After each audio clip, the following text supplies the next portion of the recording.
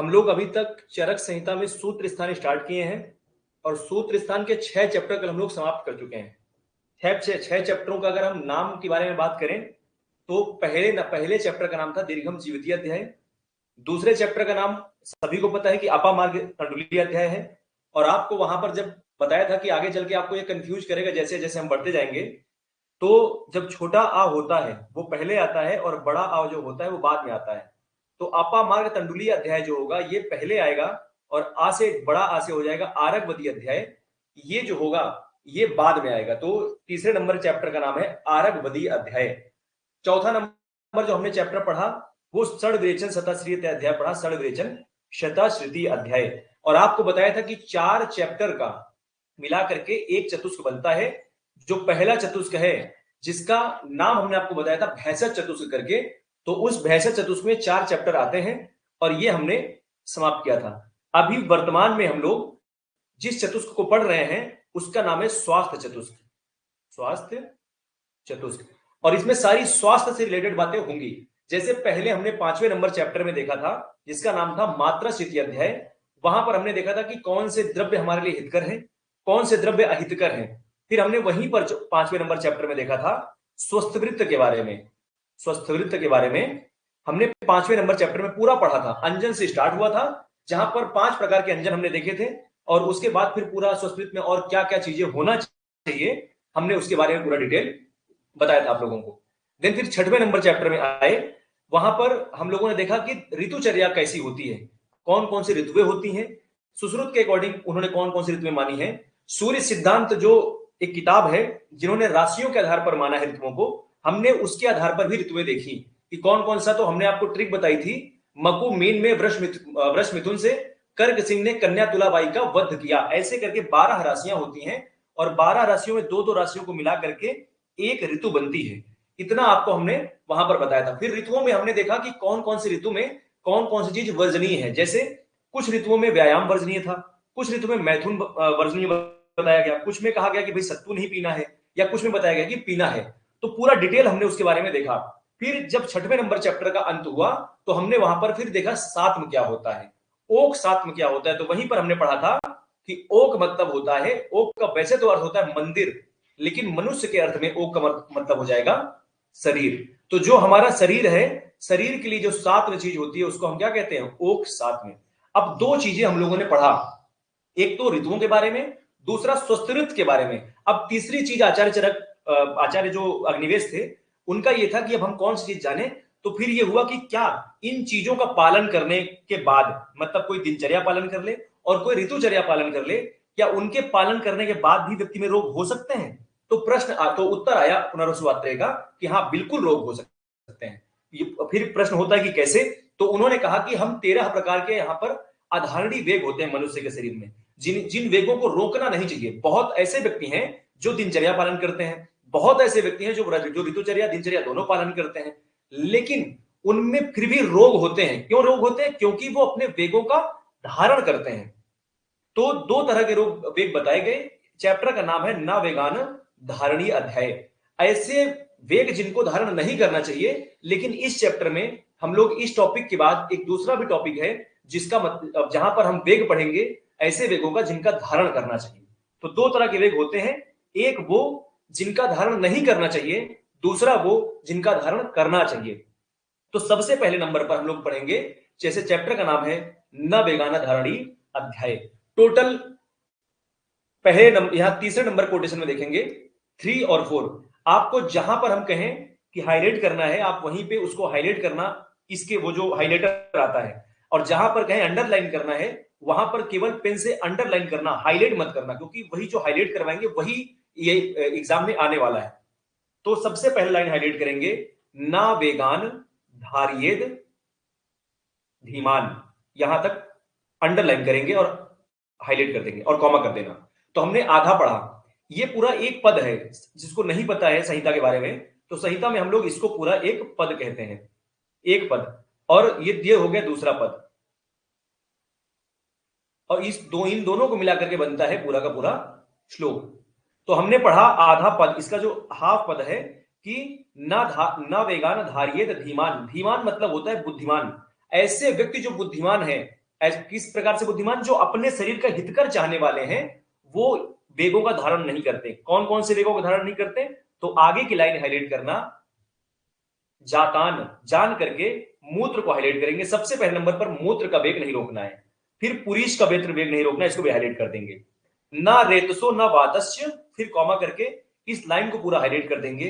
ना रेतसो ना वातस्य ना छर्द्याह, छर्द्याह मतलब छर्दी, ना छर्द्याह अर्थात वमन का वेग नहीं रोकना है। और ना छवथोर्न चा, छवथोर्न मतलब हो जाएगा छवथु, छवथु। और उर्न, उर्न मतलब इसका भी नहीं, तो छवथु का वेग भी नहीं रोकना है। तो आप इसको हाईलाइट करना। और एक सबसे महत्वपूर्ण बात यह है कि आप देखोगे यहां पर मूत्र 1 नंबर, पुरीस 2 नंबर, आप इनको नंबरिंग कर लेना। 1 नंबर, 2 नंबर, रेतस हो जाएगा 3 नंबर, वात हो जाएगा 4 नंबर, छर्दी हो जाएगी 5 नंबर, और छठे नंबर पर आ जाएगा छवथु अर्थात छींक जो होती है। तो आप इसको छठवां नंबर लिख लेना। और ये जो हम लोगों ने लिखा ना, आप इसी को यहीं पे साइड में लिखना कि आचार्य चरक ने, आचार्य चरक ने इन्हें ही उदावर्त रोगों में शामिल किया है। आचार्य चरक हम लोग जब अष्टोत्तरीय अध्याय पढ़ेंगे 19 नंबर चैप्टर चरक सूत्र में, तो वहां पर टोटल 48 प्रकार, 48 प्रकार की व्याधियों के बारे में बताया गया है कि कौन कौन सी व्याधियां कितने कितने प्रकार की होती हैं। तो वहां पर हम लोग पढ़ेंगे कि जो उदावर्त रोग होता है, सड़ उदावर्ता, सड़ अतिसारा, 6 प्रकार का उदावर्त रोग बताया गया है।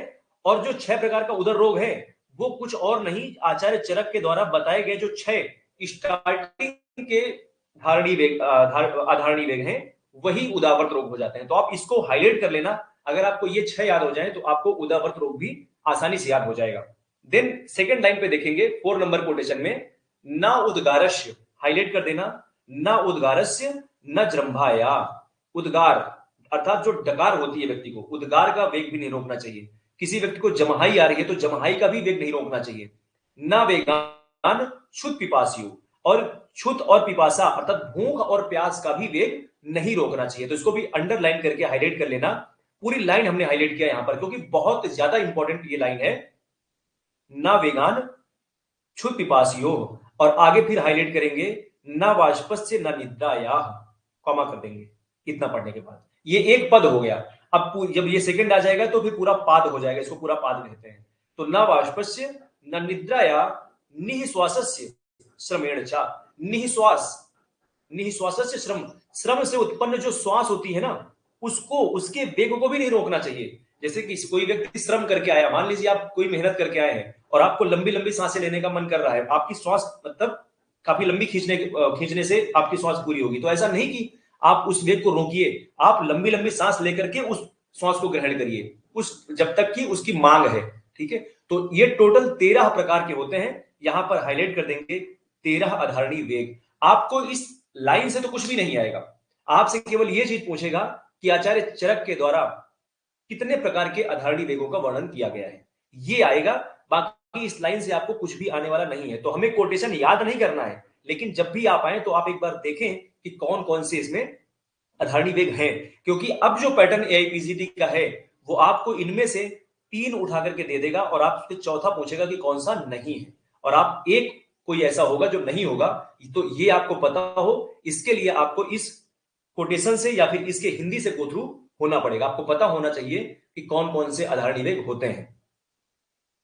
फिर यहां पर विमर्श में हम लोग देखेंगे, और विमर्श में 3 लाइन, तीसरी लाइन के लास्ट में देखना, पहली, दूसरी और तीसरी के लास्ट में ये अष्टांग संग्रह का है, अष्टांग संग्रह का, इसको अंडरलाइन करना, वेगान न धारियेद, वेगों का धारण नहीं करना चाहिए। अष्टांग संग्रह हम लोग पढ़ नहीं रहे हैं, लेकिन चरक संहिता इतनी, ये जो चरक संहिता इतनी अच्छी है कि हम एक साथ बहुत ढेर सारे रेफरेंस देखते हुए चलेंगे। तो हाईलाइट करना आगे, सेम चीज अष्टांग संग्रह भी बताते हैं, लिखते हैं वात, विण, मूत्र, छवथु, त्रिट, क्षुधाम, निद्रा, काश, श्वास, श्रम, श्वास, जृंभा, अश्रु, छर्दी, रेतसाम, ये सारे के सारे लगभग 13 के 13 अष्टांग संग्रह ने भी बता दिया। अब इस तरह से आगे की लाइन हाईलाइट करना, आचार्य चरक, चरक में बताए गए इन 13 वेगों को रोकने से सुश्रुत ने 13 प्रकार के उदावर्त बतलाए हैं। तो ये बहुत इंपॉर्टेंट बात रही कि आचार्य सुश्रुत ने 13 प्रकार के, जितने आचार्य चरक ने अधारणी वेग बताए हैं, सुश्रुत का कहना है कि इन्हीं अधारणी वेगों को रोकने से उदावर्त रोग हो जाता है। तो आपको डायरेक्ट प्रश्न मिलेगा कि आचार्य सुश्रुत के अकॉर्डिंग उदावर्त रोग कितने, तो आपको आपके ये दिमाग में बना होना चाहिए कि जितने चरक ने अधारणी वेग बताए हैं उतने ही इन्होंने उदावर्त रोग बताए हैं। और जो बात अभी हमने आपको बताया ऊपर, आप सबसे इसी पैराग्राफ के लास्ट में एकदम देखना, यहां पर देखो लिखा है चरक ने अष्टोदरीय अध्याय, जो कि 19 नंबर चैप्टर हम लोग देखेंगे। अष्टोदरीय अध्याय में केवल वात मूत्र पुरीस हाईलाइट करते जाना, शुक्र छर्दी और छींक, इन छहों का वेग रोकने से उदावर्त रोग माना है। तो इस लाइन को पूरी हाईलाइट कर देना, और स्टार्टिंग के जो 6 हैं वही आचार्य चरक के अकॉर्डिंग उदावर्त रोग होते हैं। ये लाइन अगर आपको याद हो जाए तो ये समझिए कि आपने बहुत बड़ी महारत हासिल कर ली इस चैप्टर के लिए, क्योंकि इस चैप्टर में फ्रीक्वेंटली पूछे जाने वाले प्रश्न यही होते हैं। अब एक एक करके किन अधारणी वेगों से क्या क्या समस्याएं होती है, उनका निवारण कैसे करना है, ये देखना है हमको। और आपसे यही बात बोलेंगे कि जहां पे हम हाईलाइट करवाएं, आप एज इट इज रट लेना, उसको हिंदी पढ़ने की कोशिश मत करना, संस्कृत आपको एज इट इज याद हो जाती है। तो सबसे पहले आप अंडरलाइन करना, हाईलाइट मत करना। अगर कोई व्यक्ति मूत्र का वेग रोकता है तो इसमें लिखते हैं बस्ती मेहनियो शूलम, अंडरलाइन करना और कॉमा कर देना। अगर कोई व्यक्ति मूत्र का वेग, अब ये जब भी कोई ऐसी चीज हम पढ़ रहे हैं, क्योंकि ये हम लोगों के जीवन से रिलेटेड है, तो आप कभी ना कभी ऐसे सिचुएशन में फंसे होंगे जब हर व्यक्ति कभी मूत्र का वेग रोकना पड़ गया होगा, समाज में बैठे हुए होंगे, तो कभी हमें अपने मल का वेग रोकना होगा, तो हर चीज हमने रोक करके देखा हुआ है कि उनसे क्या क्या कॉम्प्लिकेशन उत्पन्न होते हैं। तो उसको सोच करके इसको आप पढ़ना, तो आपको शायद ज्यादा आप इसे कोरिलेट कर पाएंगे। तो इसमें सबसे पहले आता है कि अगर कोई व्यक्ति मूत्र का वेग रोकता है तो बस्ती प्रदेश, जो जहां पे ब्लडर होता है, उस बस्ती प्रदेश के आसपास क्या होगा, बस्ती में और मेहन में सूल होने लगेगा। ठीक है, मेहन मतलब जो भी उसका यूरिनेशन का जो पार्ट है वहां पे। तो बस्ती मेहनियो शूलम मूत्र कृच्छम सिरो रोजा, मूत्रकृच्छ हो जाएगा व्यक्ति को, इंफेक्शन हो जाएगा और सिर में वेदना होगी बहुत। आप लोग इससे कोरिलेट कर पा रहे होंगे, जब भी कभी बहुत ज्यादा मतलब मूत्र का वेग लगता है और उसे रोकना पड़ता है तो वो सर तक उसमें दर्द करने लगता है। और आगे की लाइन आप सर्कल में बंद करके हाईलाइट करना, विनामो। ये जो नाम है ना, ये बहुत इंपॉर्टेंट है। ये लाइन कभी आप लोगों ने देखा होगा, जब कोई व्यक्ति बहुत ज्यादा किसी को मतलब अधिक तेज किसी को पेशाब लगी होती है, तो वो क्या करता है, वो अपना जो पेड़ू होता है ना, जहां पे जो बस्ती रीजन होता है वहां पर पकड़ के एकदम झुक जाता है ना, झुक जाता है, तो उसको रिलीफ मिलता है, मतलब दर्द से उसको आराम मिलता है। इस कंडीशन को हम विनाम कहते हैं। तो ये विनाम जो शब्द है, विनाम जो लक्षण है, वो हमें मूत्र वेग के रोकने में मिलता है। तो विनाम को आप सर्कल में बंद करके हाईलाइट करना। आपसे डायरेक्ट ये प्रश्न देगा विनाम, और आपसे पूछेगा विनाम निम्नलिखित में से कौन से अधारणी वेग को धारण करने का लक्षण है, और आपको बताना पड़ेगा मूत्र वेग के बारे में। और यही सेम चीज जो विनाम है आप लिख लेना यहां पर, आगे चल के हम लोग जृंभा में भी पढ़ेंगे। जो जृंभा होता है ना, जमहाई, उसके वेगावरोध में भी हम लोग देखेंगे, तो यहीं पर उसको जृंभा को भी लिख लेना। और आगे बस सिंपल सा है, वंक्षण आनाहा, वंक्षण प्रदेश में आना हो जाएगा, स्याद लिंगम मूत्र निग्रहे, मूत्र के निग्रहण करने से ये सारी समस्याएं होती हैं। तो सबसे पहली चीज ये हो जाएगी कि मूत्र रहता किसमें है, बस्ती में। तो अगर कभी ये कोटेशन पूछ ले, बस्ती मेहनियो सूलम, इतनी लाइन देकर के पूछे, तो आपको सबसे पहला दिमाग लगाना है कि मूत्र रहता कहां पर है, बस्ती प्रदेश में। तो बस्ती और मेहर में सूल किसमें होगा, मूत्र के वेग को रोकने में। यहीं से आपका एक जो कोटेशन है वो एग्जाम में निकल आएगा। तो सबसे पहली चीज हमने पढ़ा, मूत्र के वेगावरोध रोकने में कौन कौन से लक्षण होते हैं। देन इसकी चिकित्सा कैसे करेंगे। 7 नंबर, अगर इस चैप्टर से एग्जामिनर को प्रश्न पूछना होगा तो यकीन मानिए 13 में से सबसे पहली चिकित्सा अगर पूछेगा तो वो मूत्र वेगावरोध की चिकित्सा पूछता है। और कौन सा शब्द पूछेगा हम अभी आपको हाईलाइट करवाएंगे, पहले पढ़ेंगे इसको। आप इसको अंडरलाइन करके हाईलाइट करना, श्वेद अवगाहन। उस व्यक्ति जो कि मूत्र के वेगावरोध करके ये सारे लक्षण उत्पन्न हो चुके हैं, ऐसे व्यक्ति में पहले स्वेद करवाना है, फिर अवगाहन करवाइए और फिर अभ्यंग करवा दीजिए उसको। इसको हाईलाइट कर देना और कॉमा कर देना। सर्पिश्च अवपीडकम, ये लाइन आप हाईलाइट कर देना, सर्पिश्च अवपीडकम। अवपीडक सर्पी का प्रयोग करना है। अवपीडक सर्पी मतलब उस व्यक्ति को अधिक मात्रा में घी का सेवन करवाना है। और ये जो अवपीडक सर्पी होती है उसको हम लोग 1 चम्मच से शुरू करेंगे, 1 चम्मच, फिर दूसरे दिन 2 चम्मच, तीसरे दिन 3, चौथे दिन 4, फिर 5, फिर 6, फिर 7, और फिर 7 के बाद फिर से 6 में ले आएंगे। 6, 5, 4, 3, 2, 1, ऐसे करके जो वैद्य यूज करते हैं इसी क्रम में यूज किया जाता है इसको। तो अवपीड़क सर्पी भी हाईलाइट कर देना। ये जो मूत्र वेग है उसके बारे में बताया गया, चिकित्सा के बारे में। और आगे लाइन फिर से हाईलाइट करना, मूत्रे प्रति हते कुर्यात, कॉमा कर देंगे, अंडरलाइन करना और कॉमा कर देना। और ये लाइन आपको बहुत ज्यादा इंपॉर्टेंट है, त्रिविधम बस्ती कर्मचार।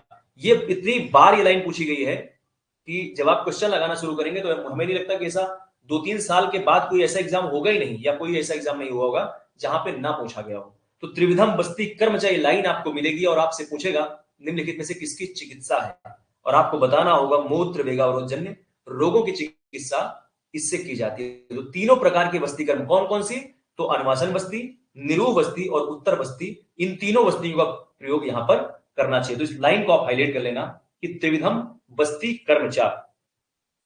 देन 8 नंबर कोटेशन में आएंगे, पुरीस के वेगावरोध से क्या क्या समस्याएं होती हैं, लाइन को हाईलाइट करेंगे, बहुत इंपॉर्टेंट है। अगर कभी आपसे लक्षण पूछेगा तो पुरीस वाला पूछेगा, इसमें कोई दो राय नहीं है। तो इसको हाईलाइट करेंगे, पक्वाशय शिरसः शूलम, कॉमा कर देंगे और अंडरलाइन करके इसको हाईलाइट कर देना। पक्वाशय और सिर में शूल होगा। कभी अगर कहीं ऐसे मौके में फंस गए होंगे जहां पर पुरीस के वेगों को रोकना मजबूरी हो गई होगी, वहां पर देखा होगा कि पक्वाशय, पुरीस रहता कहां पर है, पक्वाशय में। जैसे मूत्र रहता कहां पर है, बस्ती में, सबसे पहले बस्ती से शुरू हुआ था। और पुरीस रहता कहां पर है, पक्वाशय में, तो सबसे पहले पक्वाशय से शुरू हो गया। अब पक्वाशय और सिरा में शूल हो जाएगा, ये लाइन हाईलाइट करना। और यदि कोई पुरीस का वेग रोक ले तो वात का और वर्ज का अप्रवर्तनम हो जाएगा। एक वक्त के बाद चूंकि पुरीस का वेग रुका हुआ है, वात बढ़ेगी तो वो क्या करेगी, जो पुरीस को ड्राई कर देगी, सुखा देगी। इसलिए वात, वहां पर आसपास वात और एग्रावेट हो जाएगी, वात निकल, मतलब वात का अपान वायु निकल नहीं पाएगी, और वर्ज अर्थात पुरीस भी इतना सूख जाएगा कि नहीं निकल पाएगा। तो इन दोनों का अप्रवर्तनम हो जाएगा, आप इसको भी हाईलाइट कर देना। तो हमने पढ़ा पक्वाशय शिरः शूलम वात वर्जो अप्रवर्तनम, और आगे की लाइन हाईलाइट करना और बॉक्स में बंद कर देना, पिंड को द्वेष्टन, पिंड को द्वेष्टन। ये लाइन इकलौती लाइन कई बार आई हुई है, तो ये लाइन आप याद रखना, आधमानम, और अंडरलाइन कर देंगे पुरीसे शाद विधारिते। जो पुरीस के वेगों का धारण करता है उसमें इस तरह की समस्याएं उत्पन्न होती हैं। तो हमने पढ़ा पा से। अब इसको याद कैसे करना है ये समझिए। पुरीस वाले में जब भी कभी आएगा तो वो पा पा करके बार बार आएगा। पा से पक्वाशय, पक्वाशय हो गया सिरा शूल, तो पा से पक्वाशय हो गया, और पा से पिंड को द्विष्टन हो गया। ये कहीं आपको बाकी में नहीं मिलेगा, इसी में केवल मिलेगा। पिंड को द्विष्टन पा से हो गया, और पा से पक्वाशय शूल हो गया, और पा से पुरीच हो गया। अभी इसकी चिकित्सा अभी आगे देखते हैं। चिकित्सा में भी हमें पा मिलेगा जो कि बहुत इंपॉर्टेंट है वो भी। तो ये याद रखना कि पक्वाशय और सिर में शूल होता है। चूंकि पुलिस का वेग नहीं निकल पा रहा है, इसलिए वो क्या करेगा, अंदर अंदर वात को बढ़ाएगा। वात बढ़ेगी तो जो वात बढ़ी हुई है वो निकल बाहर नहीं पाएगी, क्योंकि पुलिस उस मार्ग का अवरोध करके रखा हुआ है।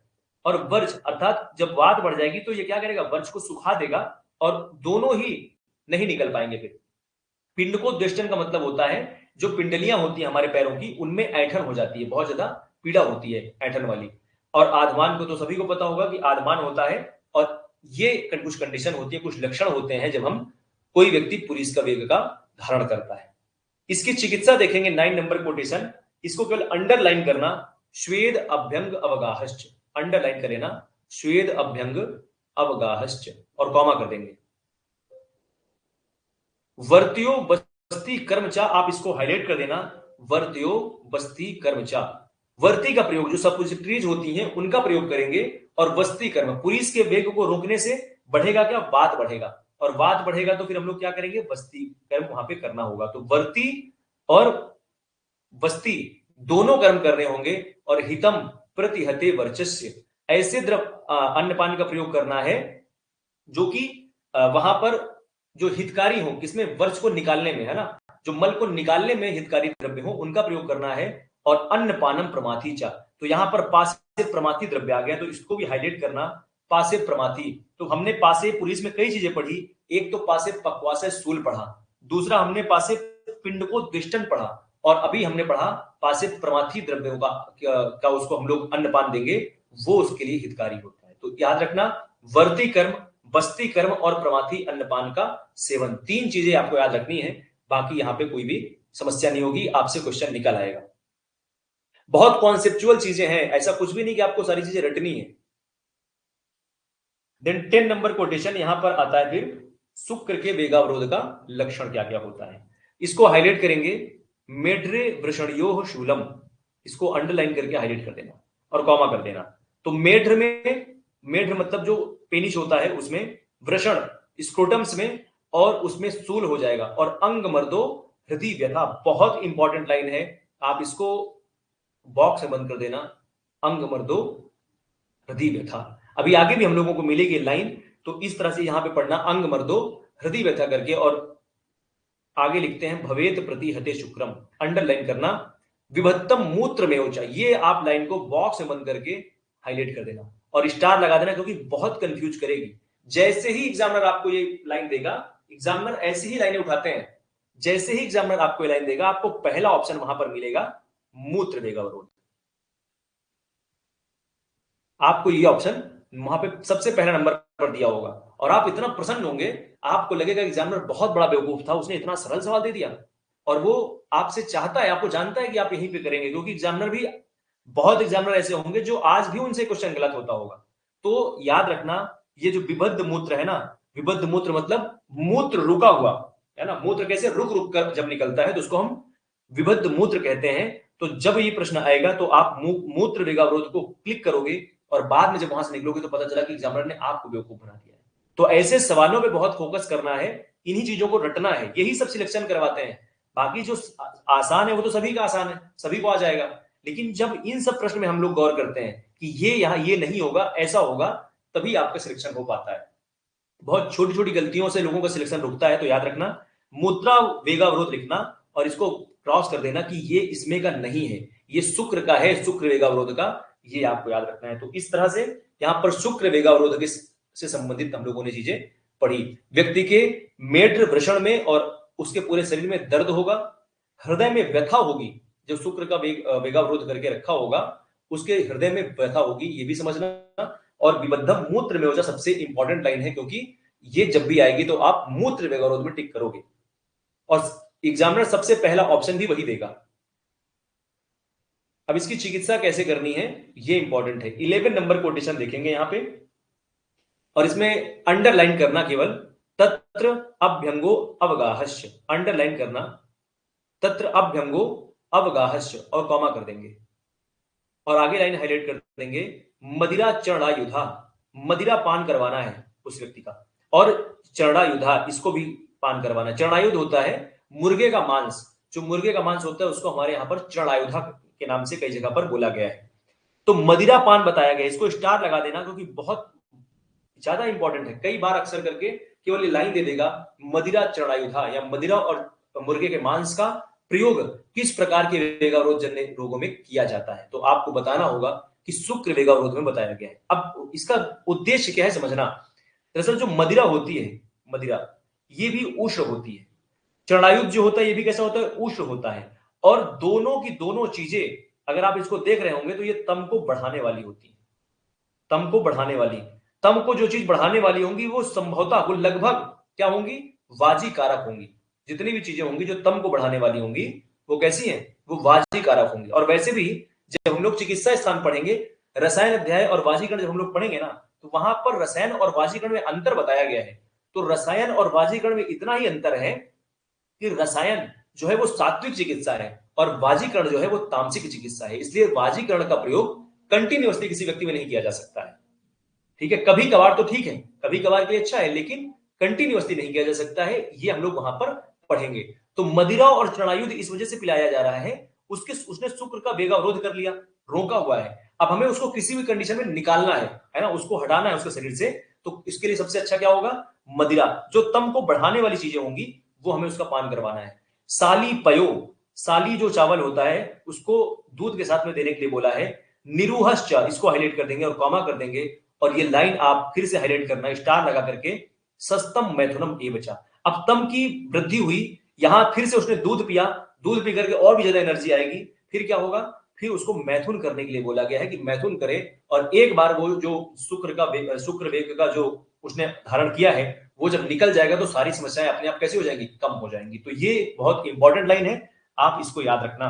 तो मदिरा और चरणायुधा वाला याद रखना कि मदिरा और चरणायुध का प्रयोग शुक्र के वेगावरोध में बताया गया है, बाकी किसी में नहीं बताया गया। तो ये इंपॉर्टेंट लाइन है, यही पूछता है एग्जाम में इसी तरह की। कोटेशन नंबर 12 में हम लोग आते हैं, यहां पर बताते हैं अपान वायु जो का भी जो वेग होता है उसको रोकने से क्या समस्याएं होती हैं। आप केवल सिंपल सा अंडरलाइन करते जाना, संगो को आप अंडरलाइन कर देना, और किसका संग हो जाता है तो इसमें एक एरो निकाल देना इधर के लिए। तो फिर आगे अंडरलाइन करेंगे विण मूत्र और वाता नाम, यहां तक कर देना। तो संगो विण मूत्र वाता नाम और कॉमा कर देंगे। आधमानम वेदना क्रमः, इसको आप हाईलाइट कर देना, आधमानम वेदना क्रमः। आधमान होगा उस व्यक्ति को, वेदना होगी और उसको क्लम होगा। दरअसल दो चीजें हम लोग पूरे चरक संहिता में पढ़ेंगे और हर संहिता में पढ़ेंगे जो बहुत कंफ्यूज करेंगी। एक होता है क्लम और एक होता है श्रम। क्लम जो होता है ये मानसिक थकान होती है बिना किसी प्रकार के काम किए हुए, मानसिक जो थकान होती है उसको हम लोग क्लम कहते हैं, और शारीरिक थकान जो होती है उसको हम श्रम कहते हैं। तो यहां पर क्लम के बारे में बोल रहा है। कई बार जब कहीं ऐसे समाज में कोई व्यक्ति फंसता है जहां पर अपान वायु का वो निष्कासन नहीं कर पा रहा है, तो फिर उसमें क्या होगा, ऐसे कंडीशन में अपान वायु क्या करेगी, अंदर अंदर वात को फिर से ग्रावेट करेगी। जब वात को बढ़ाएगी तो फिर विड़ अर्थात जो उसका मल है, मूत्र है, वात किसी कंडीशन में निकलेगा ही नहीं, क्योंकि फिर वो क्या करेगी, उसको रोक देगी पूरी तरीके से, क्योंकि विड़ अगर सूख जाएगा तो फिर बाकी की चीजें नहीं निकल पाएंगी, और इसी कारण से फिर आधमान होगा। पूरा शरीर दर्द करने लगता है। अगर कोई किसी कभी आपने देखा हो, या कोई अर्ज का पेशेंट अगर आपके पास कभी आया हो क्लिनिक में, तो आप देखोगे कि वो एक बहुत बड़ी समस्या बताता है कि वो सर पूरी शरीर एकदम टूटी टूटी सी लगती है, पूरी शरीर बहुत दर्द करती है। तो वो दर्द किस लिए है, क्योंकि उसके शरीर में पूरा वात बढ़ गई है, तो वेदना भी होगा। और जब पूरी शरीर दर्द करेगी तो उसको क्या होगा, क्लम भी महसूस होगा, उसका मन भी कैसा होगा, बहुत ज्यादा कमजोर होगा, तो मानसिक थकान उसको बहुत अनुभव होगी। ऐसे लोगों में जिनमें अर्श की समस्या होती है उनमें ये समस्याएं आपको बहुत फ्रिक्वेंटली देखने को मिलेंगी, क्योंकि अर्श का जो पेशेंट होता है उसमें गैस फॉर्मेशन बहुत होता है, ये समस्या बहुत होती है, और अपान वायु का वेग निकल भी नहीं पाता है। तो ये आपको ध्यान देना है। इसके बाद आगे लिखते हैं जठरे वातजाश्च अन्य, उदर में वातजाश्च अन्य रोगाश्युत वात निग्रह। इस प्रकार से कह रहे हैं कि जठर के रोग होंगे, वातज रोग होंगे, है ना, जो वात से जनित रोग होंगे वो होंगे, और इसके लिए जो चिकित्सा है वो कहते हैं वात निग्रह चिकित्सा करिए। आप इसको केवल अंडरलाइन कर देना, बहुत सिंपल सा है, कभी पूछा नहीं जाएगा, लेकिन आपको बस इतना याद रखना है कि कौन कौन सी समस्याएं इसमें से होती हैं। Then 13 number quotation. अब इसकी चिकित्सा कैसे करेंगे अपान वायु के लिए, यहां पर सबसे नंबर 1 पे हाईलाइट करना, स्नेह स्वेद विधि तत्र। विधिवत उस व्यक्ति का क्या करना है, स्नेहन करवाइए और स्वेदन करवाइए। स्नेहन और स्वेदन से होगा क्या, उस व्यक्ति के शरीर के जो जितने भी शरीर के शारीरिक मल होंगे वो कैसे हो जाएंगे, बहुत ढीले हो जाएंगे, मतलब निकलने के लिए हमें ग्रेवेट करवा रहे हैं, और उसके शरीर में चूंकि वात बढ़ा हुआ है तो हमें स्नेहन तो करवाना ही करवाना होगा। स्वेदन करवाएंगे कि उसके शरीर से और भी जो मल इधर उधर चिपका हो वो भी निकल आए। तो फिर आगे बस पढ़ेंगे वर्त्यो भोजनानी चा और पानानी बस्त्यश्चयो, इसको आप हाईलाइट करना, पानानी बस्त्यश्चयो। बस्ती चिकित्सा का यहां भी प्रयोग किया गया है। वात में भी हमने देखा जो पुरीस का वेग था वहां पर भी, और अपान वायु में भी हमने देखा कि बस्ती का प्रयोग बताया गया है। लेकिन अगर त्रिविध बस्ती पूछे तो ये आपको याद रखना है, त्रिविध बस्ती कहां पर, जो मूत्र का वेग अवरोध में होता है वहां पर। इस प्रकार से लास्ट में हाईलाइट करना सस्तम वातानुलोमनम, ये आप बॉक्स में बंद करके हाईलाइट कर देना।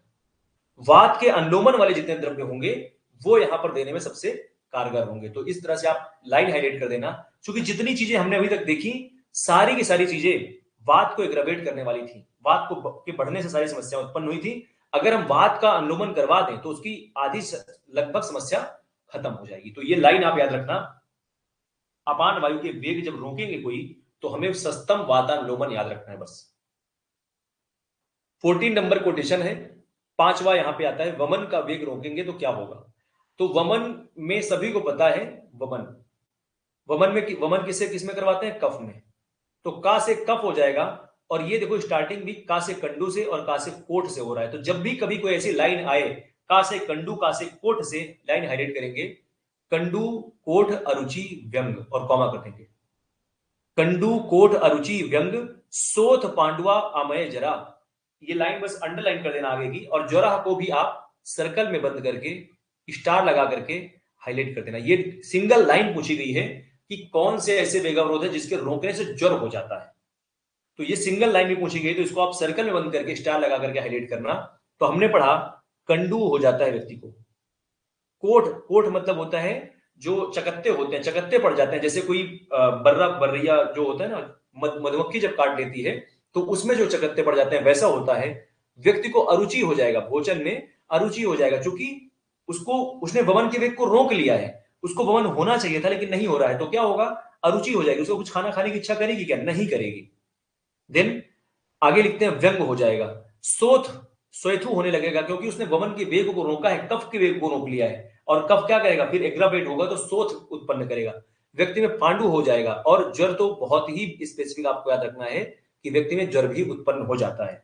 और आगे फिर कुष्ठ और हरलास को अंडरलाइन कर लेना, कुष्ठ हरलास विसर्पश्च और छर्दी निग्रहजा गदा, यहां पर जो छर्दी का वेग है उसको रोकने से व्यक्ति में ये सारी समस्या हो जाती है। आप अगर एक लाइन में चाहें तो यहां पर लिख सकते हैं कि स्किन डिसऑर्डर्स हो रहे हैं। यहां पर देखो मोस्टली जितने भी होंगे ना स्किन के डिसऑर्डर यहां पर लगभग हो रहे हैं। तो जब भी कभी आपको कुछ अगर नहीं याद आ रहा है, ब्लैंक हो गए हैं आप एग्जाम में, तो आप ये समझना कि वमन में तभी टिक करना है जब कोई हमें स्किन का डिसऑर्डर मिल जाए, चाहे वो कुष्ठ हो, चाहे विसर्प हो, या फिर मान लो सोथ हो, है ना, व्यंग हो, कोट हो, कंडू हो, ये सारे स्किन डिसऑर्डर लगभग है यहां पर।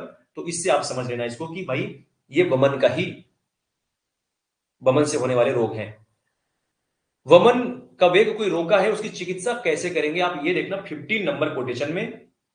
इसमें सबसे इंपॉर्टेंट लाइन आता है, एक लाइन दे देगा आपको, भुक्त्वा प्रच्छ्रद्रम धूमो, ये आप बॉक्स में बंद करके हाईलाइट कर देना। बॉक्स में बंद करके हाईलाइट करने का मतलब ये है कि ये उस जो हम हाईलाइट कर रहे हैं उससे भी महत्वपूर्ण चीज है। ठीक है, दो चीजें हो रही हैं, एक हाईलाइट करवा रहे हैं और एक बॉक्स में बंद करके हाईलाइट करवा रहे हैं। बॉक्स में बंद करके हाईलाइट करवाने का मतलब है कि ये जो हाईलाइट वाला है ना उससे भी इंपॉर्टेंट चीज है, इतना ज्यादा पूछा गया ये। तो लाइन हाईलाइट करना, भुक्त्वा प्रच्छ्रद्रम धूमो, व्यक्ति को खाना खिलाना है और खाना खिलाने के तुरंत बाद उसको हमें वमन करवाना है। क्यों? क्योंकि उसने वमन का वेग पहले से रोका हुआ था, अर्थात उसके शरीर में पहले से कफ एग्रावेट है और अब वो कफ नहीं निकल पा रहा, तो हमें फिर से क्या करना पड़ेगा, फिर से खाना खिलाया गया। खाना जैसे ही व्यक्ति खाएगा बढ़ता क्या है, कफ, खाना खाते ही कफ बढ़ता है, और जो बढ़ा हुआ कफ होगा अब वही उत्प्लेस करेगा जो बाकी का जो जिस जो वेग के धारण से जो कफ अंदर चला गया है ना उसको भी एग्रावेट करके निकालेगा। तो ये लाइन बहुत इंपॉर्टेंट है, भुक्त्वा प्रच्छ्रद्रम धूमो, व्यक्ति को खाना खिलाइए और खाना खिला के शीघ्र वमन करवाना है। फिर धूमो से धूमपान हो जाएगा, लंघनम रक्त मोक्षणम, लंघन करवाइए और रक्त मोक्षण करवाइए। देखना यहां पर जितनी चीजें हो रही होंगी सभी रुक्षता लाने वाली चीजें हो रही होंगी, रुक्षता, कफ को खत्म करने वाली और वात को बढ़ाने वाली। चाहे वो खाना खिला के वमन करवाना हो, चाहे धूमपान करवाना हो, ये भी क्या करेगा, कफ को कम करेगा। लंघन भी कफ को कम करेगा, रक्त मोक्षण भी कफ को कम करेगा।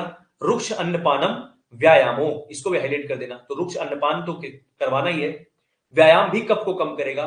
और लागे लिखते हैं विरेकश्च अत्र सदस्यते, इसमें विरेचन भी बहुत कारगर होगा। दरअसल जब हम कभी भी इस तरह की कोई कंडीशन आती है, जब हम लोग सिद्धि स्थान पढ़ेंगे वहां पर देखेंगे, वहां पर कुछ कंडीशन ऐसी आएंगी जहां पर ये कहते हैं कि वमन का द्रव्य पिलाया गया, वमन के द्रव्य पिलाने के बाद भी उस व्यक्ति को वमन नहीं हो रहा है, फिर से पिलाया गया फिर भी वमन नहीं हो रहा है।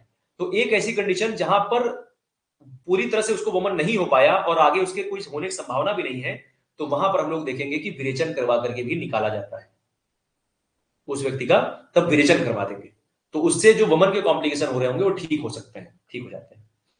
तो ये आप याद रखना। तो हमने पढ़ा भुक्त्वा प्रच्छ्रद्रम धूमो, लंघनम रक्तमोक्षणम, रुक्ष अन्नपानम व्यायामो, विरेकश्च अत्र सस्यते, विरेचन भी यहां पर सस्यते अर्थात लाभदायक होता है। तो ये लाइन आपको याद रखना है, स्पेशली भुक्त्वम प्रच्छ्रद्रम धूमो को आपको विशेष तौर पर ध्यान देना है। 16 नंबर कोटेशन देखेंगे यहां पर, 16 नंबर कोटेशन में छींक जो होती है, छबथू। अब एक बार जैसे जब भी आप इसको पढ़ रहे हैं, एक बार छींकने जैसी जो मतलब अपनी जो चेहरा होता है, जब हम छींकते हैं तो कैसा बनता है वो चेहरा बना करके देखना, और तब आप कोरिलेट कर पाओगे कि क्या क्या समस्या उत्पन्न हो सकती है। तो जैसे इसमें सबसे पहला आता है मन्या स्तंभ। मन्य स्तंभ को हाईलाइट कर देना बहुत इंपॉर्टेंट है। ये इकलौता क्वेश्चन मन्य स्तंभ दे दिया गया, और ये आया था राजस्थान 2016 में, जब राजस्थान का अपना अलग एग्जाम करवाते थे। तो 2016 राजस्थान में एग्जाम हुआ पीजी का, और वहां पर उन्होंने दिया मन्य स्तंभ निम्नलिखित में से किस वेगावरोध धारणजन्य रोग है। तो आपको बताना था वहां पर कि छौथू छींक कोई व्यक्ति करता है। अब ध्यान देना, मन्य स्तंभ मतलब होता है जो पीछे है ना, जो हमारा गर्दन के जो पीछे का हिस्सा होता है वो बहुत ज्यादा पेन करता है, वो एकदम उसमें जकड़ाहट हो जाती है। तो आप सर्वाइकल स्पॉन्डिलाइटिस से आप इसको लगभग कोरिलेट कर सकते हो। तो जो मन्य स्तंभ होता है, मन्य स्तंभ आप समझना, जब व्यक्ति छींकता है तो छींकने से उसका पूरा गले से लेकर के पूरा सर तक का पूरा सब कुछ क्या होता है, बहुत हल्का हो जाता है। और पूरा जो छींकने में पूरा जोर लगता है किसका, बैक का, मतलब हमारे गर्दन के नीचे साइड का ज्यादा जोर लगता है, क्योंकि हमारा सर ऊपर से नीचे की तरफ आता है। तो छींकने में अगर कोई व्यक्ति किसी व्यक्ति को छींक आई और अभी मन्या उसमें इन्वॉल्व है, अब उस छींक के वेग को हमने क्या किया, जानबूझ के रोक लिया। रोकेंगे तो भी लगभग हमारी वही कंडीशन आएगी जो छींकने पे हम लोग करते हैं। उसमें होगा क्या, मन्या स्तंभ हो जाएगा, उसके मन्या में जकड़ाहट हो जाएगी। तो ये आपको बहुत ध्यान देना है कि जब हम छींकते हैं तो हमारा सर पीछे से आगे की ओर जाता है। तो इस वजह से अगर हम रोकेंगे तो जाहिर सी बात है हमें मन्य स्तंभ होना ही होना है। तो मन्य स्तंभ हमने हाईलाइट कर दिया।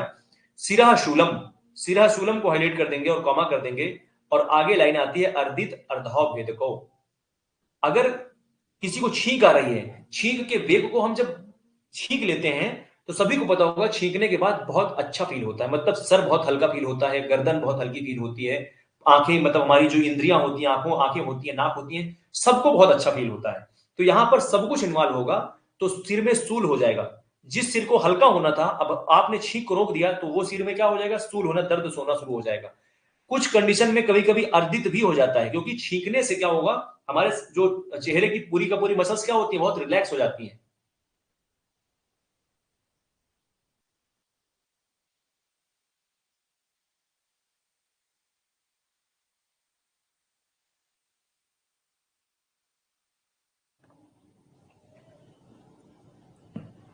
तो ये आपको याद रखना है कि इस तरह से यहां पे मन्य स्तंभ हो गया, सिरासूल हो गया, और अर्दित हो जाएगा व्यक्ति को, अर्दित, अर्दित हो गया। इसके बाद फिर आता है अर्धाव भेदक। अब या तो पूरा सिरासूल में दोनों चीजें आ जाएंगी, या तो आधा सर दर्द करेगा, अर्धाव भेदक जो होता है जिसको हेमिक्रेनिया कहते हैं, या तो पूरा सर दर्द करेगा। तो दोनों कंडीशन हो सकती हैं। कई कंडीशन में व्यक्ति को अर्दित अर्थात जो फेशियल पैरालिसिस होती है वो भी हो जाती है, क्योंकि छींक के वेग में आप कभी देखो किसी को छींक आ रही है और जब वो अपने उस वेग को रोकता है ना, तो पूरा चेहरे की जो मसल्स होती हैं वो उसमें इन्वॉल्व हो जाती हैं। तो ऐसी कई बार ऐसी कंडीशन आती है कि व्यक्ति को छींक आ रही है और उसने रोका और वो फेशियल पैरालिसिस का शिकार हो जाता है। तो इस तरह से हमने याद किया, मन्या स्तंभा सिराशूलम अर्दित अर्धाव भेदको। ये लाइन आप हाईलाइट करना और इसको आप कॉमा कर लेना।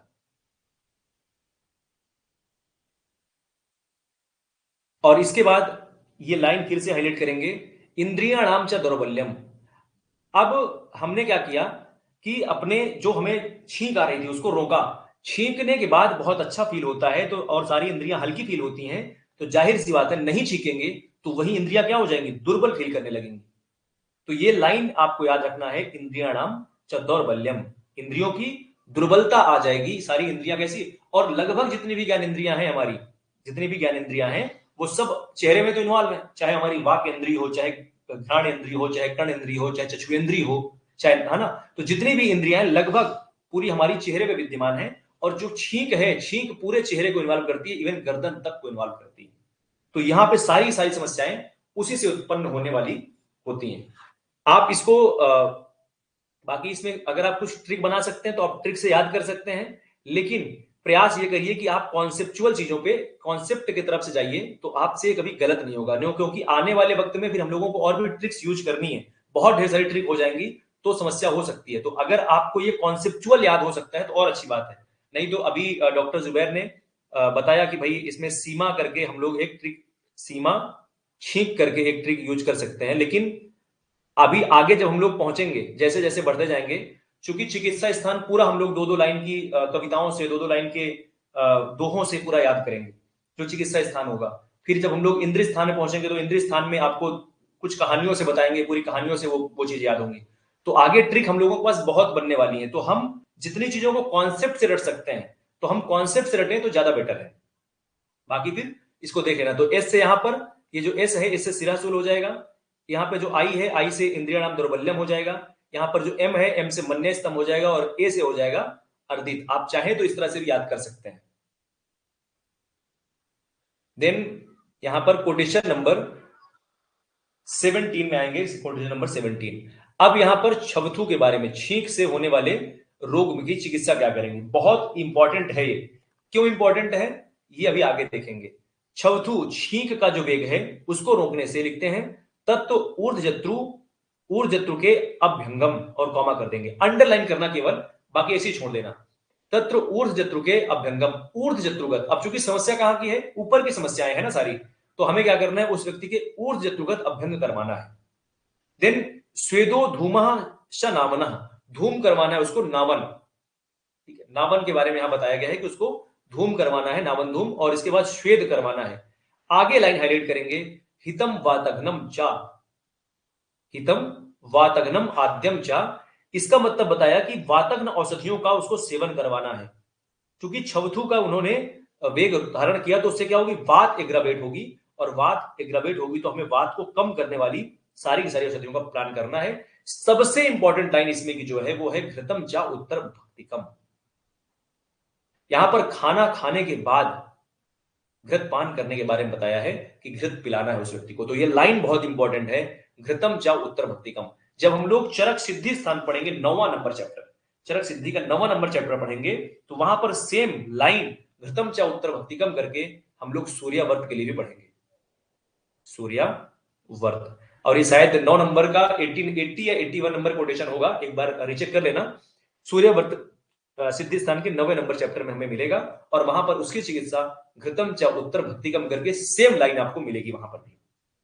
तो इसको अभी आप यहां से हाईलाइट कर लेना। तो हमने पढ़ा, एक तो ऊर्ध्वजत्रुगत का रोग है तो उसको ऊपर अभ्यंग स्वेदन इत्यादि करवाना है, नावन धूम का प्रयोग करवाना है, वातघ्न औषधियां, और सबसे इंपॉर्टेंट लाइन थी घृतम चा उत्तर भक्तिकम। आपसे पूछेगा कि खाना खाने के बाद अर्थात भोजन ग्रहण करने के बाद घृत पान का निर्देश मिलता है कौन से अथाड़ी वेग में, आपको बताना है। वहां पे जो ऑप्शन होंगे उसमें देखना, एक छवथू आपको मिलेगा और आपको छवथू में टिक कर देना है। अब इसको अगर आप और भी थोड़ा सा अलग तरीके से समझना चाहें तो ये जो छवथू है ना, छवथू में लास्ट में ऊ आ रहा है, छवथू में लास्ट में ऊ आ रहा है, तो यहीं से जो ऊ आ रहा है ना, इसी से समझ जाना ये उत्तर चा है ना, घृतम चा उत्तर। तो ये जो छवथू ऊ से, जो छवथू में ऊ है ना, तो ऊ से उत्तर भक्ति का वहां पे याद रखना बस। अगर आप कर सकते हैं तो वैसे याद रहेगा, अभी बहुत कम सिलेबस है। आप जब 2-3 बार देखोगे छवथू में ऊ आ रहा है और ऊ से उत्तर भक्तिकम, तो आपको घृतम च उत्तर भक्तिकम याद हो जाएगा, बहुत आसानी से आपका यह सवाल सही हो जाएगा। देन कोटेशन नंबर 18 में देखेंगे उद्गार के बारे में। इसमें जो डकार होती है, व्यक्ति को जो डकार आती है उसका वेग अगर कोई धारण करता है तो क्या होगा समस्या, ये देखेंगे। और आप लाइन हाईलाइट करना, हिक्का अंडरलाइन करना, हिक्का को और हाईलाइट कर देना। श्वास और अरुचि को अंडरलाइन करना और हाईलाइट कर देना।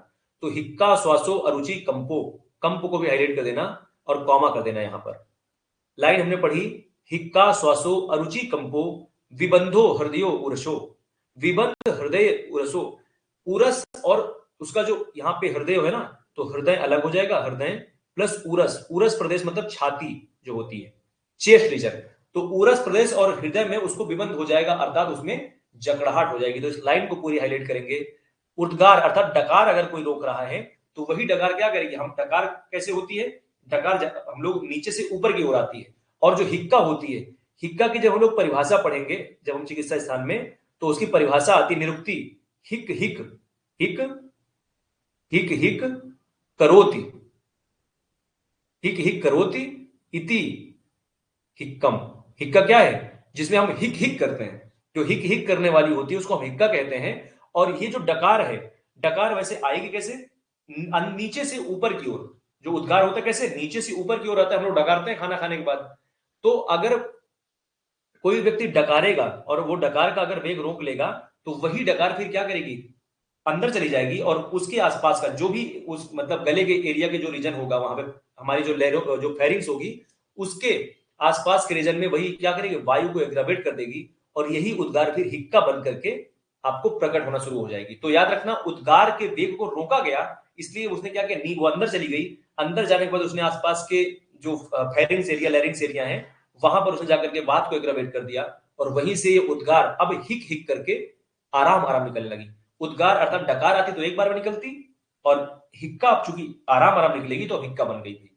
तो ये आप याद रखना कि हिक्का, और उस व्यक्ति को जब बार बार हिक्का आएगी तो हिक्का और श्वास जहां पर भी, इवन ये चैप्टर भी जब हम लोग पढ़ते हैं ना, तो हिक्का और श्वास चैप्टर आता है साथ में। तो हिक्का और श्वास, हिक्का व्यक्ति को होगी तो लगभग उसको श्वास में प्रॉब्लम होगी ही होगी, क्योंकि इतनी ज्यादा हिक्का आती है कि सांस लेने की उसको समस्या होने लगती है, प्रॉपर सांस नहीं ले पाएगा। फिर अरुचि हो जाएगी, कंपन होने लगेगा। और ये लाइन आपको ज्यादा याद रखना है, विबंधो हृदयों उरशो, हृदय और उरस प्रदेश में उसको छाती में विबंध हो जाएगा, अर्थात जकड़ाहट हो जाएगी।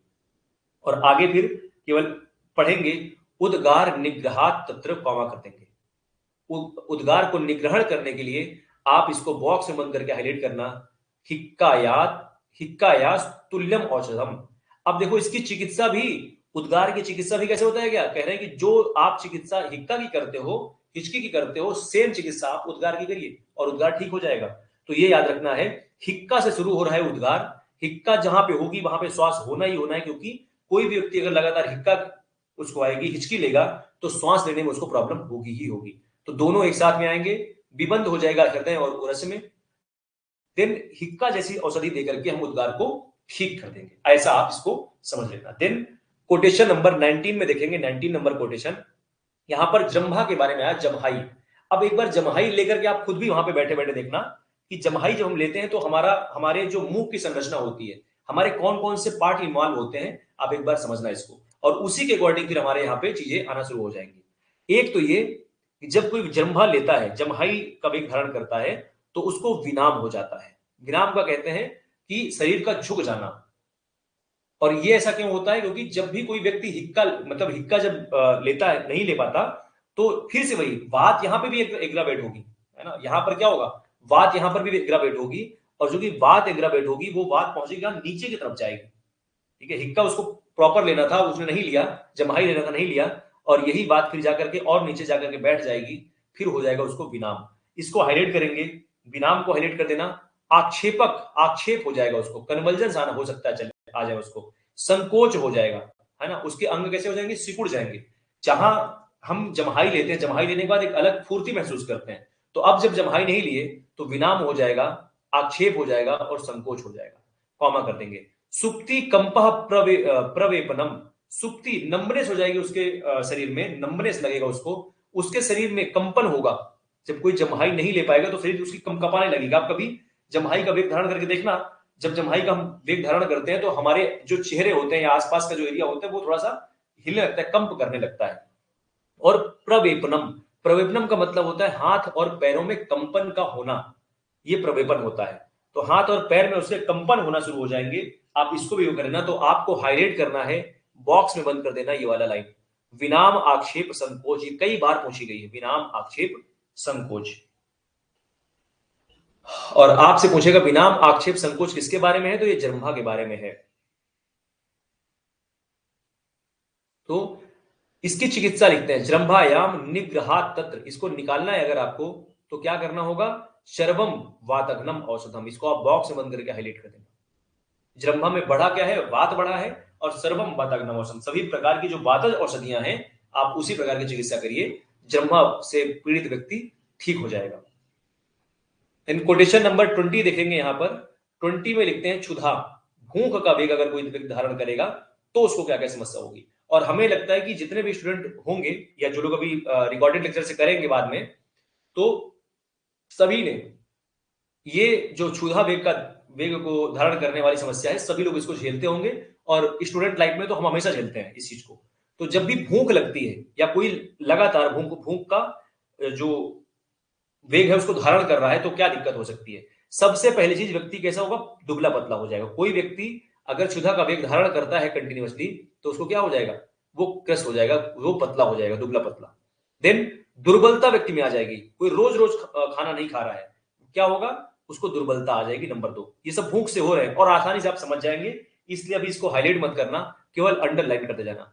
और जब कोई व्यक्ति खाना नहीं खा रहा है, खाने का काम क्या होता है, व्यक्ति के शरीर में जो त्वचा है उसको वर्ण को वैसे का वैसे बनाए रखना। लेकिन कोई व्यक्ति खाना ही नहीं खा रहा तो उसका जो त्वचा है उसका वर्ण कैसा हो जाएगा, वैवर्ण हो जाएगा, उसके त्वचा का वर्ण भी बहुत रूखा हो जाएगा, बहुत डिफरेंट होने लगेगा। और यहाँ पे कॉमा कर देंगे। आप लोगों ने महसूस किया होगा कि जिस दिन हम कभी खाना नहीं खाते हैं सुबह से शाम तक, तो हमारा पूरा का पूरा सर, पूरा का पूरा बदन दर्द करने लगता है। तो आ गया अंग मर्दो, हाईलाइट कर देंगे अंग मर्दो और अरुचि भ्रमा। अरुचि हो जाएगी, कोई व्यक्ति खाना लगातार नहीं खा रहा, भूख तो लग रही है लेकिन उसको दबा दे रहा है, सप्रेस कर रहा है उस भूख को, खाना ही नहीं खा रहा है, तो उस व्यक्ति को एक वक्त के बाद अरुचि लगना शुरू हो जाएगी। और सबसे इंपॉर्टेंट बात है, उसको चक्कर आने लगेगा, भ्रम। तो आप अंग मर्दो अरुचि भ्रमा, इस लाइन को आप बॉक्स बंद करके हाईलाइट कर देना। अंग मर्दो अरुचि भ्रमा आपको लाइन दे देगा और आपसे पूछेगा किसके, कौन से वेग के धारण करने का लक्षण है, और आपको वहीं पर बताना होगा। यहां से समझना होगा कि अंग मर्द, आपको समझना होगा अंग मर्द कहां मिलता है, अरुचि किससे हो जाती है, और भ्रम, भ्रम कब होगा, चक्कर कब आएगा, जब खाना व्यक्ति नहीं खाएगा। अरुचि कब होगा, जब लगातार भोजन नहीं कर रहा, वो अपने भोजन के वेग को धारण कर रहा है, तो उस व्यक्ति को अरुचि हो जाएगी। पूरा शरीर दर्द करता है जिस दिन हम खाना नहीं खाते। कभी आप देखना खाना ना खा करके, बहुत लोगों ने महसूस किया होगा, तो देखा होगा कि पूरा शरीर बहुत दर्द करता है उस दिन। और इसकी चिकित्सा क्या है, तो लिखते हैं स्निग्ध उष्णम लघु भोजनम, इसको आप अंडरलाइन करके हाईलाइट कर देना। स्निग्ध उष्णम लघु भोजनम, स्निग्ध देना है खाना, उष्ण खाना देना है और हल्का खाना देना है। ये सारी जो भी कृशता है, दुर्बलता है, विवरणता है, ये सारी समस्या उसकी दूर होना शुरू हो जाएगी। यहां पर हम लोगों ने पढ़ा अंग मर्दो अरुचि भ्रमा। अभी आगे हम लोग पढ़ेंगे, जब इसके पहले हम लोगों ने अभी थोड़ी देर पहले ही पढ़ा था, एक लाइन यहां पर लिख लेना उसको, वहां पर आपको लिखवाया था अंग मर्दो हृदय व्यथा। एक लाइन हमने पढ़ा था अंग मर्दो हृदय व्यथा। तो अंग मर्दो हृदय व्यथा हम लोगों ने पढ़ा था शुक्र के वेग में, शुक्र के वेग को जो धारण करते हैं उनमें समस्या होती है अंग मर्दो हृदय व्यथा। तो ये आप याद रखना, इंपॉर्टेंट लाइन है।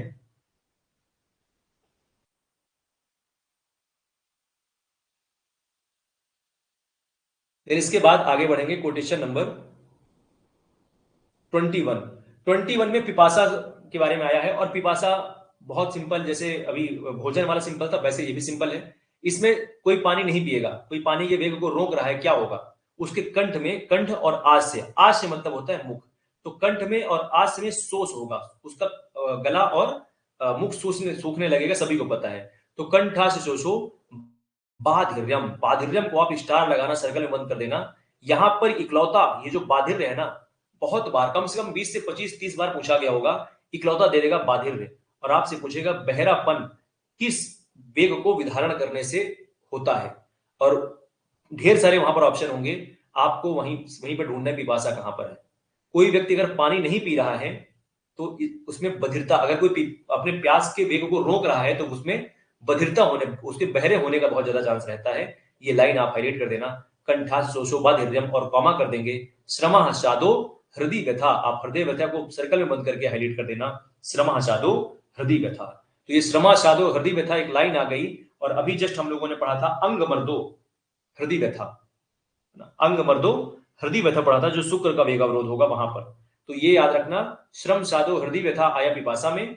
श्रम साधो व्यक्ति को क्या होगा, उसको थकावट लगेगी, साध मतलब उसको अवसाद होगा, है ना, एंजाइटी होगी, जो प्यास, जो पिए पानी नहीं पिएगा, पानी ना पीने से क्या होगा, एंजाइटी होगी, हृदय में उसके व्यथा होगी। और आगे लिखते हैं पिपाशा निग्रहात तत्र शीतम तर्पण इच्छते। अब उसको प्यास के वेगावरोध से सारी समस्याएं हो रही है, तो अभी क्या करना है, उसको शीतल तर्पण से युक्त क्रिया करनी है। आप उसको शीतल सत्तू का प्रयोग करवा सकते हो, नींबू, और उसको नींबू का शरबत बना करके पीने के बारे में बोल सकते हो, जो ठंडा जल हो उसमें, तमाम तरह की चीजें हो सकती हैं। आप उसे कहिए रसगुल्ला खाए जाकर के, कुछ अच्छी चीजें जो ठंडी चीजें हो उनको खा करके ठंडा ठंडा पानी पीना है, तो उसकी समस्या अपने आप दूर हो जाएगी। तो बहुत सिंपल सा है, कभी इस तरह जल्दी पूछा नहीं गया। यहां पर जो पूछा गया है वो है बाधिर, इसलिए आपको 2-3 स्टार लगवा करके आपको हाईलाइट करवा दिया गया है। देन 22 नंबर कोटेशन देखेंगे यहां पर, इसमें आता है प्रतिश्यायो अक्षी रोगश्च, और कॉमा कर देना। कोई व्यक्ति रो नहीं रहा है, आंसू उसको आ रहे हैं लेकिन वो रोना नहीं चाह रहा है। वो एक गाना आप लोगों ने सुना होगा, रोना चाहे मगर रोना पाए, दिल कितना मजबूर है। तो ये ऐसे समझना कि वो जो कंडीशन है, रोना चाहें पर रो ना पाए। अगर वो रोना चाह रहा है और रो नहीं पा रहा है तो उसको क्या क्या समस्या हो सकती है, उस हीरो को भविष्य में क्या क्या दिक्कतें हो सकती हैं, आप समझ रहे हैं यहाँ पर। उसको सबसे पहले नंबर पर प्रतिशय हो सकता है। वो व्यक्ति जो हीरो है वो आने वाले वक्त में प्रतिशय का रोगी हो सकता है। उसको ये बात कोई बताने वाला वहां पे नहीं था, इसलिए वो रोना चाह रहा था लेकिन रो नहीं पा रहा था। और आगे क्या होगा, अक्षी रोग, उसको आंखों के रोग होना शुरू हो जाएंगे। तो हाईलाइट कर देना है इसको, प्रतिशयो अक्षी रोगाश्च।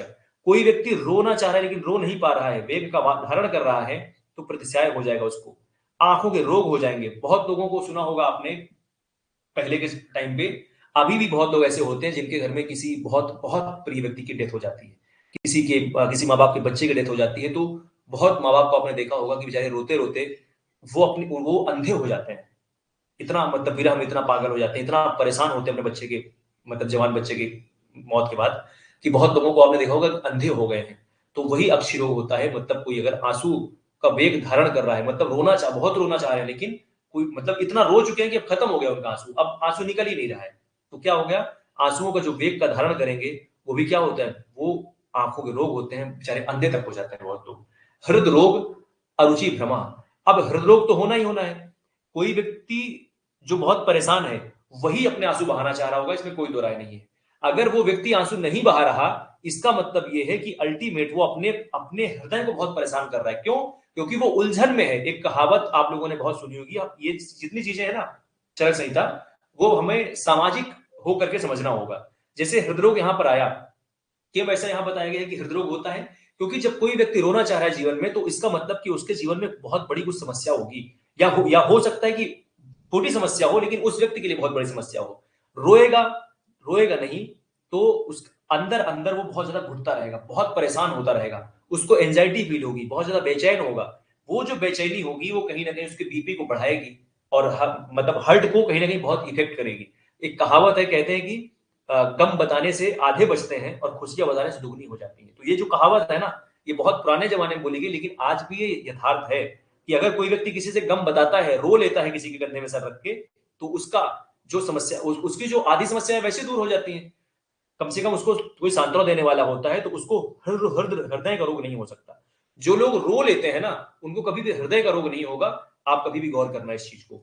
अरुचि, खाना खाने का उसका मन नहीं करेगा। जो वाष्प का वेग धारण करने वाला व्यक्ति होगा, जो आंसू रोका होगा, उसको खाना खाने की इच्छा नहीं होगी और वो चक्कर खा के गिर जाएगा।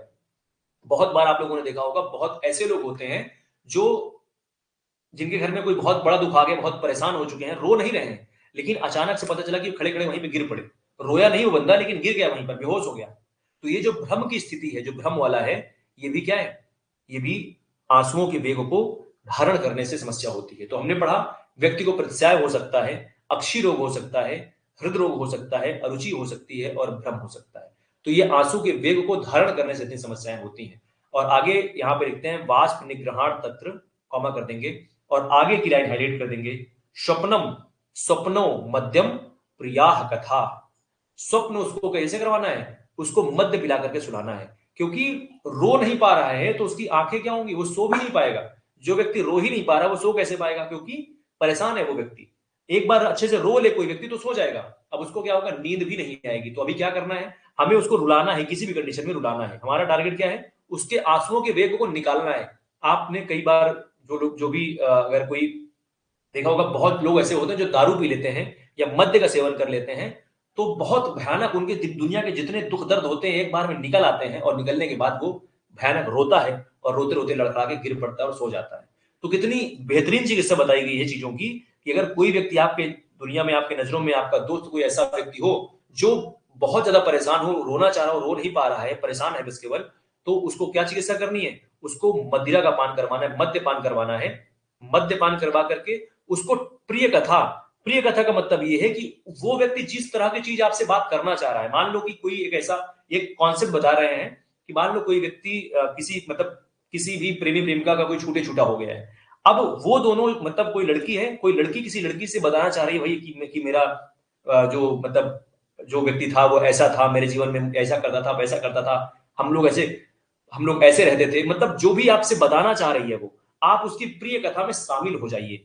ऐसा नहीं है, है ना, उसको आप वैसी ही कथा सुनाइए जो वो सुनना चाहता है या सुनना चाहती है। अगर वो चाहती है कि आप किसी लड़के की बुराई करें तो आप फिर लड़कों की बुराई वाली कथा शुरू कर दीजिए कि भाई वो लड़का था, इसने गंदा था। अगर कोई लड़की है, कोई लड़का है, तो कोई लड़का लड़की की बुराई सुनना चाहता है, आपका दोस्त है, तो आप उस तरह की कहानियां उसको सुनाइए। यहां पर इन कहानियों से वही मतलब है कि जो वो सुनना चाहता है, सुनना चाहती है, उसी तरह की कहानियों की आपको चर्चा करनी है। आप मद्य पिलाइए, वो रो देगा, रोएगा, परेशान होगा, और आप उसको कहानी सुनाते रहिए, और रोएगा, और आपसे अपना दुखड़ा रोएगा, और ये सारी समस्या उसकी दूर हो जाएंगी। तो ये वाष्प के रोग के बारे में, ये आंसुओं के वेग को रोकने के बारे में हमने देखा। और इसकी चिकित्सा है स्वप्नो मध्यम। मद्य पिलाइए, उसको सुला दीजिए, और उसको सोने से पहले अच्छी अच्छी कहानियां उसी के अनुकूल सुनाइए, जो उसको अच्छी लगने वाली हो, उसके अपोजिट नहीं। देन कोटेशन नंबर 23 देखेंगे यहां पर। 23 में निद्रा के वेग को धारण करने का क्या क्या परिणाम होता है देखेंगे।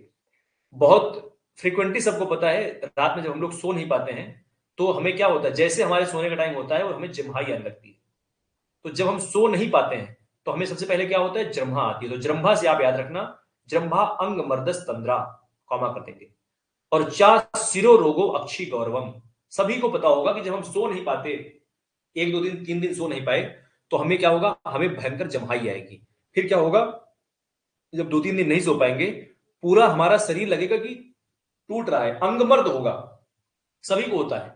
और ये तंद्रा तंद्रा आपको मिलेगा, और आपको इसको बताना होगा कि ये किसमें आएगा, निद्रा में आएगा। ये बहुत सिंपल सी बात है, बहुत सिंपल सा लॉजिक है, आप समझना इस चीज को। दरअसल निद्रा क्या होती सभी को पता होगा। निद्रा जब हम लोग 21 नंबर चरक सूत्र में पढ़ेंगे, अष्टो निंदती अध्याय, तो वहां पर निद्रा के बारे में बताया गया कि ये श्लेष्म और तम। निद्रा कैसी होती है, श्लेष्म तमो भवा होती है। श्लेष्म और तम से मिलकर के निद्रा बनती है। जब व्यक्ति में श्लेष्म और तम की अधिकता हो जाती है, तब व्यक्ति को निद्रा आती है। अब यही इसी श्लेष्म और तम में, अब ये देखो, निद्रा कब आएगी, जब श्लेष्म और तम होगा। व्यक्ति क्या कर रहा है, सो ही नहीं रहा है ना, सो नहीं रहा है, तो वो क्या कर रहा है, उसकी रात में जागने से उसका वात बढ़ेगा। वात क्या हो जाएगा, इंक्रीज कर जाएगा। तो श्लेष्म, जब श्लेष्म प्लस तम के साथ में जब वात बढ़ता है, जब वात भी शामिल हो जाता है, तो ये कंडीशन कहलाती है तंद्रा की। हम लोग पढ़ेंगे निद्रा क्या होती, निद्रा में कौन सा दोष, तंद्रा में कौन सा दोष है ना, और भ्रम में कौन सा दोष, सारा दोष हम लोग पढ़ेंगे आगे चल के। आप यहां पर बस इतना समझना कि जब निद्रा में वात का प्रकोप हो जाता है, तो फिर व्यक्ति को तंद्रा हो जाती है, वही निद्रा तंद्रा में बदल जाती है। बहुत सिंपल से बहुत कॉन्सेप्ट है। और सिर के रोग होंगे, अक्षी के गौरव, मतलब उसकी आंखों में घुरता आ जाएगी। निद्रा विधारणा तत्र स्वप्नम संवाहनानी चाहिए, इसको हाईलाइट कर देंगे। उसके सोते समय जब कोई व्यक्ति निद्रा का वेग धारण करके काफी लंबे समय से किया हो, अभी उसको नींद नहीं आ रही है, तो ऐसे में क्या करना है कि आपको उस व्यक्ति के रात में सोते समय पैर दबाने हैं, है ना, आराम आराम पैर दबाइए, और वो आराम से सो जाएगा। बहुत आप लोगों ने फ्रिक्वेंटली देखा भी होगा कि बहुत गांव में होते ना कि दादी दादा को नींद नहीं आती है, या कभी किसी बच्चे को नींद नहीं आती, तो वो लोग कहते हैं कि एक काम करो, उसका पैर दबा दो, वो सो जाएगा। और ये सच में पैर दबाने से उसको बहुत रिलीफ मिलता है, वो सो भी जाता है। तो यहां पर ये चिकित्सा बताई गई है, तो इसको हाईलाइट कर लेना, स्वप्नम संवाहन अनिचा। फिर कोटेशन नंबर हम लोग आएंगे 24 में यहां पर श्रमजन्य निश्वास का जो है वेग का धारण करने से क्या समस्या होती है, आप इसको हाईलाइट करना और सर्कल में बंद कर देना गुल्म को। ये इकलौता आपसे पूछेगा एग्जाम में गुल्म के बारे में कि गुल्म कौन से वेग के धारण करने से होता है। आचार्य चरक के अनुसार पूछेगा आपसे, और चरक के अनुसार अगर पूछेगा तो आपको बताना होगा श्रमजन्य निश्वास के वेग के धारण करने से होता है। लेकिन जब आपसे यही सवाल अगर आपसे वाग्भट्ट करके पूछे कि आचार्य वाग्भट्ट के अनुसार कौन से वेग के धारण करने से होता है, तो आपको बताना है अश्रु के वेग के, अश्रु वेग विधारण से गुल्म। दोनों में बहुत सिंपल सा अंतर है। एक का कहना है कि श्रमजन्य श्वास से धारण करने से ये रोग होता है, और वाग्भट्ट का कहना है कि अश्रुओं का जो वेग धारण करता है उसको गुल्म होता है। तो दोनों में बहुत सिंपल सा डिफरेंस है। याद रखना कि चरक में हम लोग पढ़ रहे हैं, और चरक में श्रमजन्य निश्वास में सबसे पहला जो टॉपिक आया है, जो डिजीज आई, वो गुल्म आया है। और गुल्म के साथ साथ कोई अगर श्रमजन्य निश्वास कर रहा है ना, उसका वेग का धारण कर रहा है, तो उसको हृदय का रोग भी होगा, सम्मोह भी होगा। और अंडरलाइन कर देना हाईलाइट करके, और आगे बस ऐसी श्रमनी निश्वास धारणात जायते तत्र विश्रामो, हाईलाइट करना उस व्यक्ति को विश्राम करवाइए अच्छे से। और कैसे? वातग्न क्रियाहिता, ये लाइन हाईलाइट कर देंगे। विश्राम करवाइए, उसको आराम करवाइए, और वातग्न, वात को हरने वाली चिकित्साएं उसके उसमें प्रयोग करवानी है। तो लाइन आप हाईलाइट कर देना। इस तरह से यहां पर जो वेगों के बारे में है, अधारणी वेगों के बारे में, वो टॉपिक हम लोगों का समाप्त होता है। कुछ चीजें हम लोग टॉप में लिखेंगे, अभी तक जितनी चीजें हम लोगों ने पढ़ी हैं। तो जो बहुत महत्वपूर्ण चीजें हैं, जो बहुत ज्यादा फ्रीक्वेंटली पूछता है, हम लोग इसका सारांश लिखेंगे। एक तो हम लोगों को हृदय व्यथा मिला, ये शब्द आप लोगों को बहुत मिला, 2-3 बार मिला। तो हृदय व्यथा, हृदय में व्यथा किसको? तो हम लोग लिखेंगे, ट्रिक लिखेंगे, एसपी को हृदय में व्यथा, एसपी को हृदय में व्यथा। तो एस से क्या हो जाएगा? एस से यहां पर हो जाएगा शुक्र, और पी से हो जाएगा पिपासा। तो हृदय में व्यथा जो मिलता है वो 2 जगह पे मिलता है। हृदय में व्यथा किसको है? एसपी को। जो किसी भी थाने का जो एसपी होता है, सुपरिटेंडेंट ऑफ पुलिस जो होता है, वो एसपी क्या करता है? क्योंकि उसके सारी रिस्पॉन्सिबिलिटी, उसकी जिम्मेदारी होती है, इसलिए उसके दिन भर उसके हृदय में व्यथा रहती है कि यार कहीं कुछ दिक्कत ना हो जाए, कहीं कुछ समस्या ना हो जाए। तो एसपी जो है, सुपरिटेंडेंट ऑफ पुलिस, इसके हृदय में व्यथा है। और लिखना यहां पर बट। अगर आपसे पूछे हृदय रोग, दोनों में डिफरेंस समझ में आ गया होगा। एक में हृदय में व्यथा है और एक को हृदय का रोग होने की चांसेस है। हृदय रोग किसमें होगा? तो यहां पर लिखना एसपी को हृदय व्यथा और एसबी को हृदय रोग। क्या पढ़ा? एसपी को हमने पढ़ा हृदय व्यथा और एसबी को हृदय रोग है। तो यहां पे जो हृदय रोग है वो एस से यहां पर लिखेंगे, एस से श्रमजन्य श्वास, श्रमजन्य श्वास। और जो वी है, वी से लिख लेंगे वाष्प, वाष्प मतलब अश्रु। तो एसपी के हृदय में व्यथा और एसवी के हृदय में रोग, ऐसे हम लोग इसको पढ़ेंगे। देन एक नंबर आता है, एक और आता है अरुचि, अरुचि भ्रमा। ये शब्द हमने पढ़ा, अरुचि भ्रमा। अरुचि भ्रमा हम लोगों ने पढ़ा था क्षुधा में, भूख में हमने पढ़ा था अरुचि भ्रमा, और वाष्प अर्थात अश्रु के वेग को विधारण में पढ़ा था। तो अरुचि भ्रमा हमने पढ़ा क्षुधा के वेग के विधारण में, और वाष्प के वेग के विधारण में हम लोगों ने इसको पढ़ा था। इसके बाद एक चीज हम लोग और थोड़ा सा पढ़ेंगे, वो नीचे यहीं पर लिख लेंगे थोड़ा सा, जहां पे भी आपको स्पेस मिला आप वहीं पे लिखना। गुल्म रोग, यहां पे स्टार करेंगे और गुल्म रोग लिखना। गुल्म रोग में 2 लाइन निकाल देना, एक चरक, एक वाग्भट। चरक ने कहां पे बोला? श्रमजन्य श्वास, ठीक है। और वाग्भट ने कहां बोला? अश्रु के वेग के विधारण में, अश्रु वेग विधारण में। इसके बाद एक चीज अपने को और लिखनी है, ये पूछता है कि अंगभंग जो है, यहां पर आचार्य वाग्भट ने अंगभंग, अंगभंग लक्षण आचार्य वाग्भट ने कहां पर बताया है? तो ये 3 जगह पर दर्शन आता है अंगभंग करके। एक तो आता है मूत्र, फिर एक आता है शुक्र, और एक आता है क्षुधा। तो इसको आप मुसुच्छु याद रखना, मुसुच्छु, मुसुच्छु को अंगभंग, ऐसे ट्रिक याद रखेंगे। मुसुच्छु, मुसुच्छु को अंगभंग, ये लाइन आप याद रखना, मुसुच्छु को अंगभंग करके। तो इस तरह से आप हम लोगों ने जितनी भी इंपॉर्टेंट चीजें थी इस चैप्टर में, एक एक लाइन टू लाइन हम लोगों ने देखा कि क्या क्या इस पूछा जा सकता है, इसके पहले क्या क्या पूछा गया ये भी देखा, और भविष्य में किस तरह की संभावनाएं हम लोगों ने ये भी देखा। इसके बाद का जो टॉपिक है वो है धारणीय वेगों के बारे में, कि कौन कौन से वेग धारणीय होते हैं, कितने होते हैं, ये हम लोग फिर कल की क्लास में देखेंगे।